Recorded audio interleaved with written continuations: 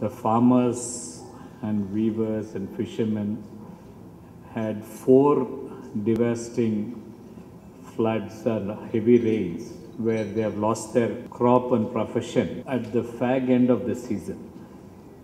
I think it was time for them to get their crop. That's when this rains,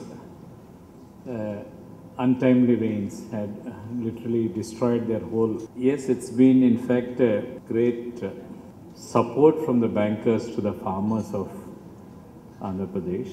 I think we stand first in the state, in the country, in crop loaning, where from I think 9,000 crores in 2003-04, we have come to about, I think this year is going to be a little more than 37,500 crores.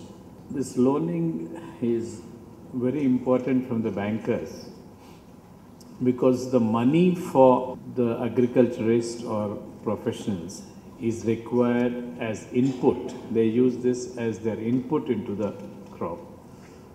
Once the money does not come from the banker, they are going to the money lenders where they are going to get exploited to a large extent with high interest and with lot of coercion. The recovery by the non-bankers is terrible and it is very devastating. And the unfortunate incidents which we see because of loss of crop, most of them seems to be because they have borrowed money from the money lenders.